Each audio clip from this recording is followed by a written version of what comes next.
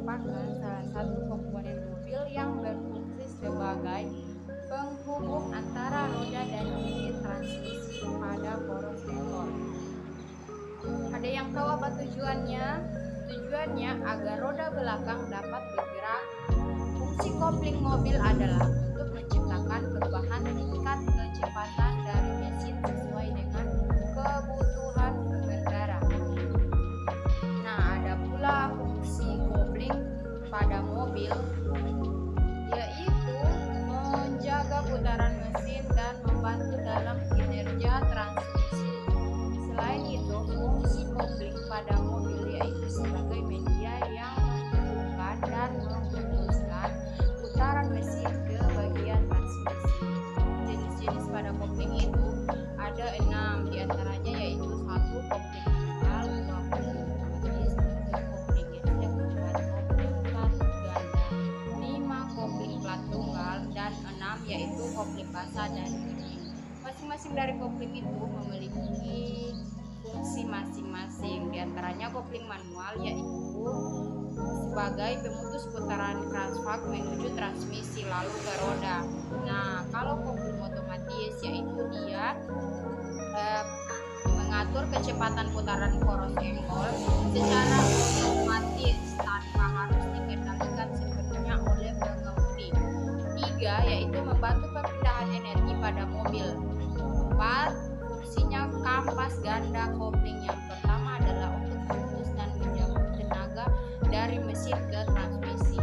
5. Kopling plat tunggal sebagai penerima putaran mesin agar dapat diteruskan ke transmisi. 6. Kopling basah dan kering. Fungsi kopling kering menyalurkan tenaga mesin menuju ke roda. Sedangkan kopling basah berfungsi untuk melumasi dan mendinginkan kampas kopling saat terjadi gesekan, teman-teman. Mungkin itu saja jenis-jenis kopling ya, teman-teman. Nah, selanjutnya yaitu persyaratan kopling. Jadi, teman-teman, ada beberapa syarat kopling yang harus kita lakukan. 1. Yaitu harus dapat menghubungkan putaran mesin ke transmisi dengan lembut. 2. Harus dapat memindahkan tenaga mesin transmisi tanpa slip. Dan ketiga atau terakhir, harus dapat memutuskan hubungan dengan sempurna dan cepat. Nah, lanjut, mari kita lihat bagaimana cara kerja kopling. Langsung saja, ini cara kerja kopling. Ini adalah animasi powertrain kendaraan, terdiri dari mesin, kopling, dan transmisi. Saat kita menghidupkan mesin akan berputar. Meski demikian, mobil harus tetap diam. Dan di saat kita memasukkan gigi pun, mobil harus tetap diam. Mobil hanya akan bergerak ketika kita lepas koplingnya secara perlahan. Nah, dari sini bisa disimpulkan kalau kopling itu fungsinya buat memutuskan dan menyambungkan putaran mesin secara instan. Sekarang pahami prinsip berikut. Di sini saya punya 2 buah piringan.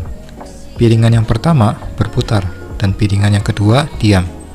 Namun, ketika kita gerakkan piringan kedua hingga menyentuh piringan yang pertama, apa yang terjadi? Benar sekali, piringan kedua akan ikut berputar sesuai dengan putaran piringan pertama. Inilah prinsip bagaimana putaran pada kopling bisa tersalurkan. Tentu saja tidak sesimpel itu karena masih banyak komponen lain yang jadi pelengkapnya. Sekarang kita balik ke model 3 dimensi berikut. Kalau kita bongkar perangkat kopling ini, kita akan menemukan ada beberapa komponen. Yang pertama ada flywheel. Sebenarnya, flywheel ini masuk ke dalam komponen engine. Namun, kami masukkan di sini karena berdasarkan prinsip yang kita bahas sebelumnya, flywheel ini berperan sebagai piringan pertama. Lalu ada sebuah poros. Poros ini terhubung ke poros input transmisi, namun tidak terhubung dengan flywheel, sehingga putarannya akan terpisah. Nah, di bagian depan, poros ini punya roda gerigi. Ini berfungsi agar poros bisa berkaitan dengan komponen selanjutnya, yakni clutch disc. Berdasarkan prinsip yang kita bahas tadi, clutch disc ini berperan sebagai piringan kedua. Nah, karena terhubung lewat gerigi dengan poros, putarannya akan terkait dengan poros input transmisi.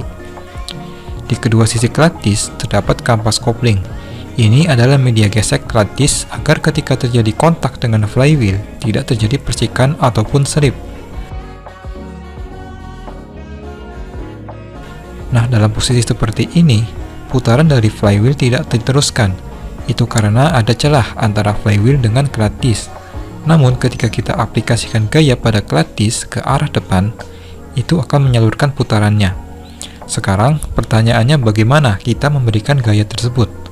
Itu adalah tugas dari pressure plate dan pressure spring. Pressure plate merupakan piringan berbahan logam padat yang mendorong klatis ke arah depan. Sementara per-per ini akan menahan agar pressure plate tetap menekan klatis ke arah depan. Lalu, bagaimana cara untuk membebaskan putarannya? Itu adalah tugas dari mekanisme pembebas kopling. Mekanisme ini terdiri dari release lever, release bearing, dan release fork.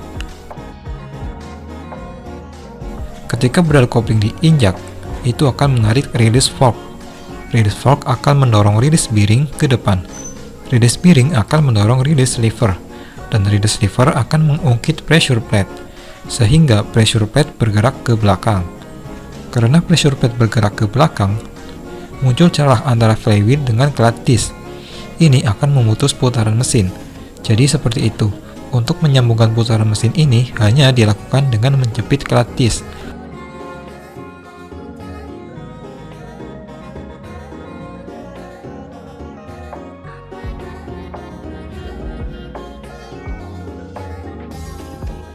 Perlu diketahui juga, pressure plate, pegas dan release lever itu dikaitkan dengan flywheel melalui komponen clutch cover. Jadi, pressure plate dan flywheel akan selalu terkait. Untuk memutuskan putaran, tinggal merenggangkan pressure plate. Itu akan menciptakan celah yang membuat putaran mesin terputus. Nah, jadi seperti itulah cara kerja kopling pada mobil teman-teman. Jadi teman-teman bisa lihat sendiri video tadi. Selanjutnya yaitu materi tentang transmisi. Jadi saya jelaskan dulu bahwa transmisi itu ada dua guys, transmisi otomatis dan transmisi manual.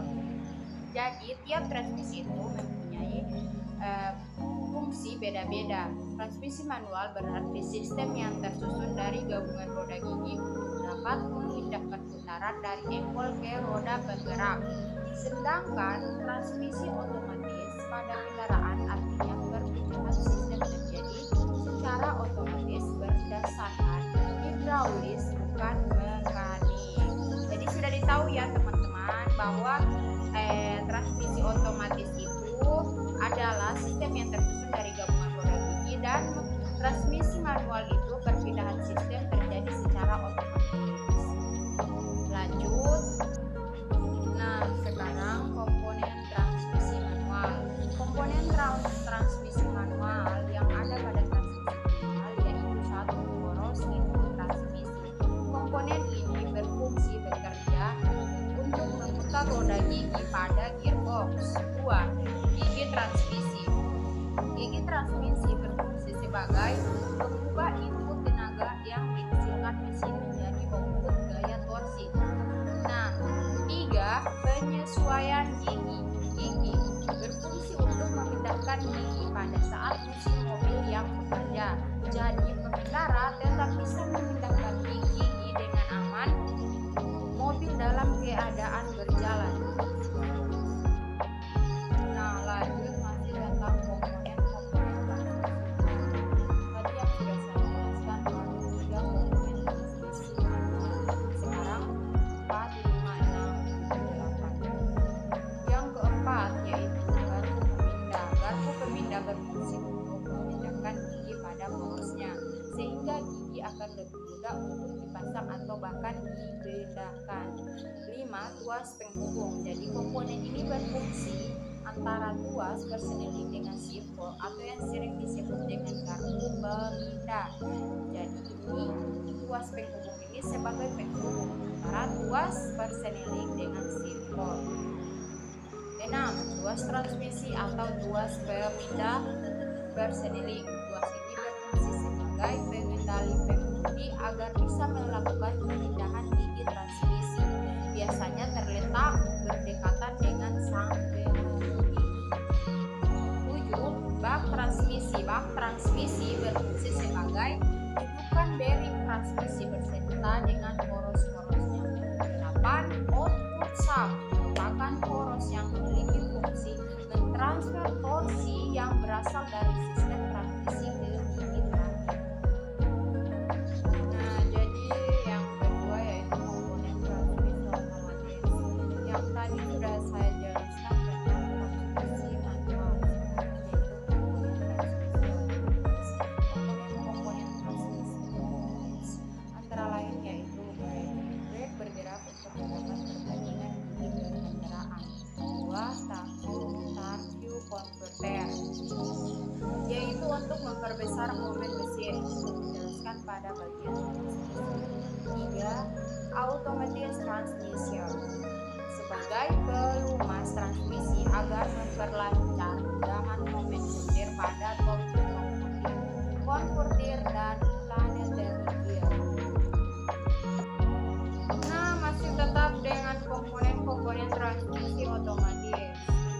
Yang keempat yaitu hydraulic control unit, yaitu berfungsi untuk mengendalikan kinerja brake dan kopling transmisi otomatis menggunakan tekanan dari pompa oli.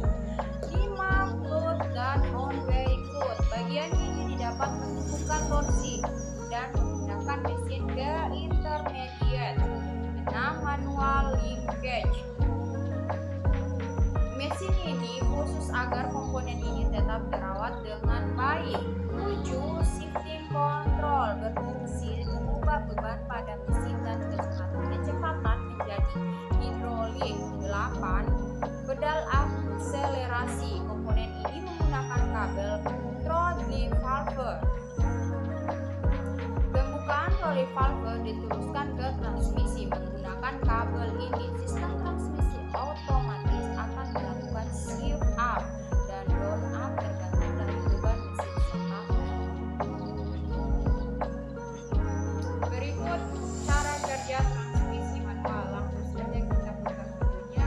Ini dia cara kerja transmisi manual. Tentang cara kerja sebenarnya dari transmisi manual dengan gigi mundur. Pertanyaannya adalah mengapa transmisi dibutuhkan di mobil? Tenaga yang dihasilkan oleh mesin mengalir melalui transmisi sebelum mencapai roda penggerak. Fungsi dasar transmisi adalah mengendalikan kecepatan dan torsi yang ada pada roda penggerak untuk kondisi berkendara yang berbeda. Misalnya, jika ingin mendaki bukit, Anda memerlukan lebih banyak torsi. Dengan mengurangi kecepatan pada transmisi, kita akan bisa mencapai torsi yang lebih tinggi untuk input tenaga yang sama. Sebaliknya, jika permintaan torsi rendah, kita bisa meningkatkan kecepatan transmisi. Sekarang mari kita lihat cara kerja bagian dalamnya. Transmisi manual bekerja dengan prinsip sederhana rasio roda gigi.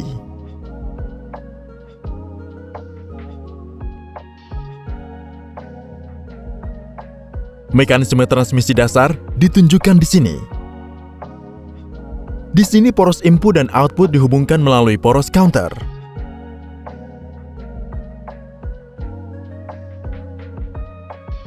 Mekanisme 3 kecepatan akan terlihat seperti ini. Jelas bahwa hanya dengan menggeser roda gigi, kita bisa mencapai rasio transmisi yang berbeda. Transmisi ini lebih khusus disebut sebagai transmisi sliding mesh. Transmisi ini bagus untuk mengendalikan kecepatan, tapi memiliki kelemahan juga. Cukup rumit untuk meluncur dari satu gigi dan terikat dengan gigi lain. Transmisi mesh konstan secara permanen memecahkan masalah ini. Di sini roda gigi selalu ada di mesh, namun dengan perbedaan besar. Di sini, output roda gigi dihubungkan secara longgar ke poros. Jika kita menghubungkan hanya satu roda gigi ke poros pada satu waktu, poros akan memiliki kecepatan gigi yang terhubung. Dengan bantuan konektor hipotetis, rasio gigi yang berbeda diilustrasikan di sini.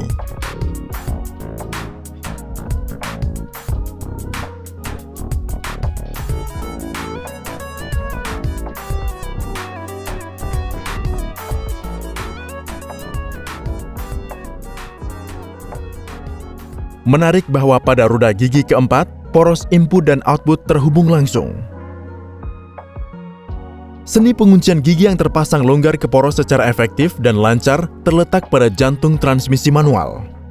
Mari kita lihat bagaimana hal ini dilakukan dalam praktik sebenarnya.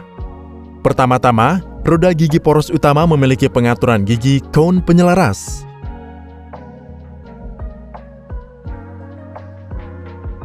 Sebuah hub dipasang pada poros.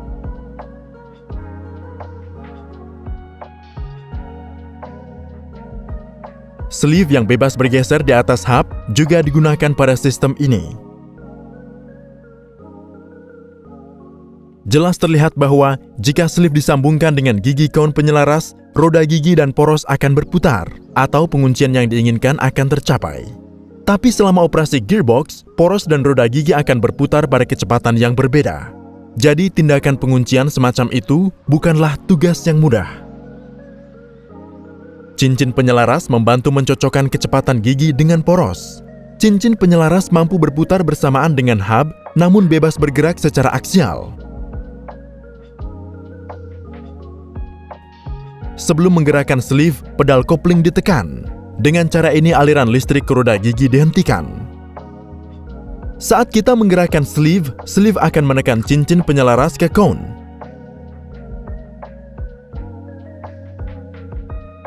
Karena gaya gesek yang tinggi antara cincin dan cone penyelaras, kecepatan roda gigi akan sama dengan porosnya.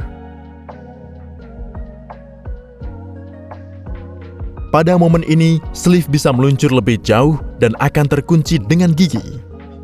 Dengan demikian, roda gigi dikunci oleh poros dengan cara yang efisien dan mulus. Mekanisme yang sama digunakan untuk beralih ke roda gigi lainnya, seperti gigi 1,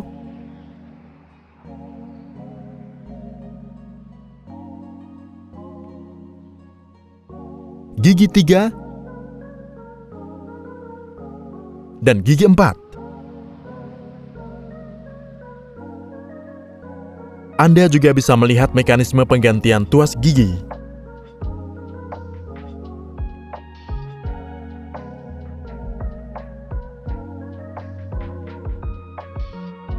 Gigi 5 digunakan untuk memutar poros output pada kecepatan yang lebih tinggi daripada poros input. Sekarang, mari kita lihat bagaimana cara gigi mundur bekerja. Gigi mundur menggunakan pengaturan 3 gigi, seperti yang ditunjukkan. Dari ketiga gigi ini, salah satunya adalah gigi idle. Bila roda gigi idle didorong dan dihubungkan ke roda gigi 2 lainnya, poros output akan berputar ke arah sebaliknya. Harap dicatat di sini bahwa gigi mundur tidak memiliki mekanisme cincin penyelaras. Ini berarti rotasi gearbox harus berhenti sepenuhnya sebelum menerapkan gigi mundur.